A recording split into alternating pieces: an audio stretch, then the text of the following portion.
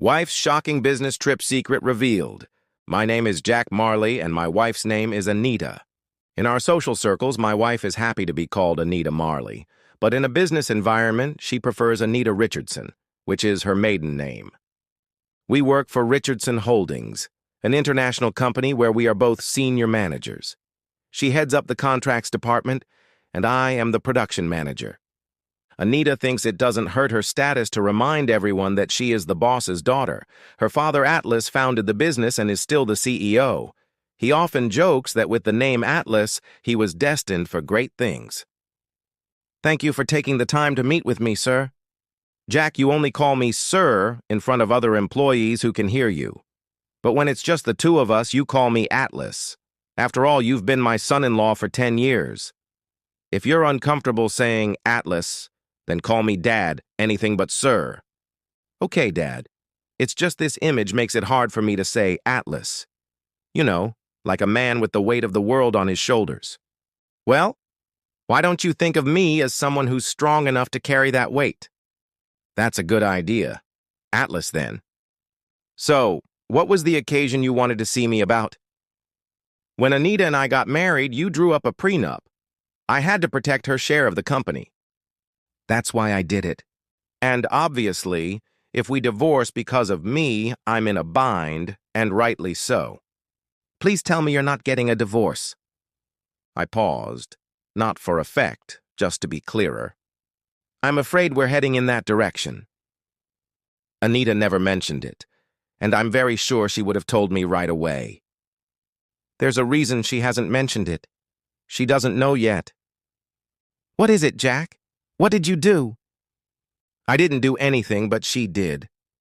You're a good man, Jack, and you've turned out to be a fine manager and a fine son-in-law, so I'm keeping my cool. At this point, I'm pretty sure you're wrong. I realize that, but for what it's worth, I'm surprised too. And I must admit that in a court of law, my testimony would be called circumstantial. Nevertheless, it's very convincing. What's this about? I hope it's not an affair? Unfortunately, that's exactly what it's about. I believe she had sex with Lombardi while she was in Naples. What? With CEO Bonetti? Yes. I'm not saying Anita's sex with Lombardi was the reason the deal was made in our favor. That would be an immoral business practice. Perhaps she was only having sex with him to meet another man outside of our marriage, or for some other reason. Either way, as frustrating as it is for both of us, I'm sure she was unfaithful. Then you must tell me everything you know and everything you suspect. Don't leave out a single detail, no matter how inconclusive. But proceed on the assumption that I don't believe my daughter has done anything wrong. I understand. To finalize the details of our contract with Bonetti, the Italians have invited us to Naples for 3 days and 2 nights. You realize contract isn't the right word for it, Jack. They call it a merger, but really we're buying out Bonetti's share. It's called a friendly takeover. Lombardi himself is resigning. The rest of the employees keep their jobs, and they're all very happy with our deal, too. Yes, I understand what Job Atlas is. It's just easier for me to think of it as a contract since Anita is, after all, our contract manager. Of course, I was just being pedantic. Going to Naples was part of her job. Go on. We sent Anita and Terrence Green to this show. It was Mr. Green's show, and it could be argued that Anita didn't have to be there.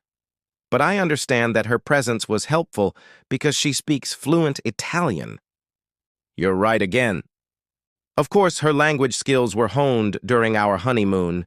And yes, I remember that you paid for the trip to Rome and Venice as a wedding gift. Go on. The Bonetti Company put them up at the Grand Umberto Hotel. Lorenzo Lombardi stayed at the same hotel for the duration of their visit, as did their contract manager, Romano Mattia. So my first suspicion is, why did they do this? I can understand why they may have wanted to impress us with a luxurious meeting place, but they had no reason to stay in the hotel at the end of their working day. The company is located in the city, so they are local, and they didn't need to stay overnight. Anita told me about their trip and didn't mention a word about sightseeing or evening entertainment. So why were they there? I have to say, I don't consider that any proof, Atlas said. They were our hosts, why wouldn't they stay? Dining with us and drinking with us in the evenings is common business practice, both here and throughout Europe. Besides, these two could live out of town. They can commute weekly and stay in hotels anyway. I agree, but you asked me to lay out all my suspicions, however far-fetched they may be. And circumstantial evidence becomes more and more convincing as the details pile up. I agree. Go ahead. Then there are the hotel's amenities. I read their brochure, and only 2 rooms on the top floor, both overlooking the gardens, have a hot tub. I know what a hot tub is. We have a jacuzzi. Well, Lombardi had one in his suite, I continued. But the other 3 didn't. Their rooms were a floor below. When Anita went back to England, I overheard her talking to a friend on the phone. She said that yes, she had only tried it once, and the hot tub made her feel really sexy. She didn't know I had heard about it, and she later told me that the same friend had just bought a hot tub. But Anita said she had never tried it, and could we please buy it? That's just a rumor. It is, but I'm nervous enough to tell you all this. I have no reason to lie, of course. But Anita lied to me. I'm listening. It also bothers me that Terence Green retired to his room right after they had dinner. Both nights. He left Anita at the bar with 2 Italians. I know he doesn't drink alcohol, but he could have stayed and had non-alcoholic drinks. In fact, he should have. You said yourself that this has always been a common business practice. You spend some time with your client to build a relationship. But if Anita had some kind of personal arrangement with Lombardi, it occurs to me that Mr. Green may have been complicit or even encouraged it. On the face of it, leaving them behind was at the very least rude. Neither you nor I would ever behave in such a manner on a business trip. It very much seems like he was deliberately turning a blind eye. I agree it looks bad, but maybe he wasn't feeling well. Do you really think he could have felt ill both nights in a row at the same time? Did he mention being sick when he came back with the report? Very well. That does seem suspicious. I suppose if this was a police investigation, they would be looking for means, motive, and opportunity. Anita is a very attractive woman, so there's no question of means. I can't think of a motive unless Anita believed that sex with Lombardi would complete the deal or perhaps improve it. And I have to say, I'm not interested one way or the other. If she had sex with Lombardi, whatever the reasons, I want a divorce. And Terence Green, who quietly went to bed early and left them alone together, gave her the perfect opportunity. Both nights. I must admit that in this scenario, her infidelity looks possible, even probable. However, I will disagree on the basis of what has been said. We're talking about my only daughter, and I'd like to think she has a better upbringing. If I have to choose, my loyalty will mean more than my suspicions. And my loyalty belongs to Anita. Remember, their contract manager was there for this, too.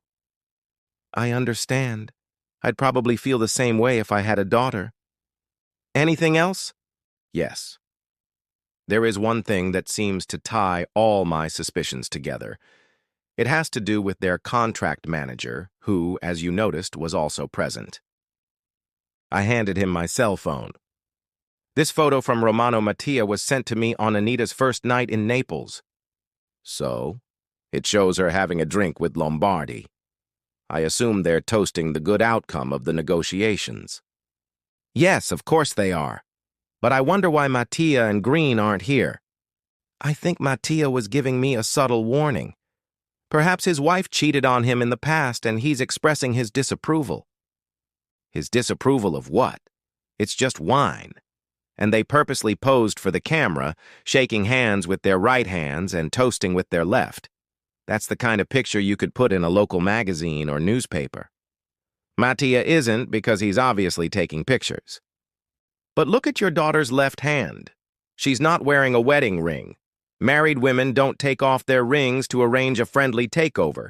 They take them off to appear unmarried, and when they're looking for extramarital sex. Atlas stared at the photo and frowned. I finally laid out the trump card. Now he was having difficulty.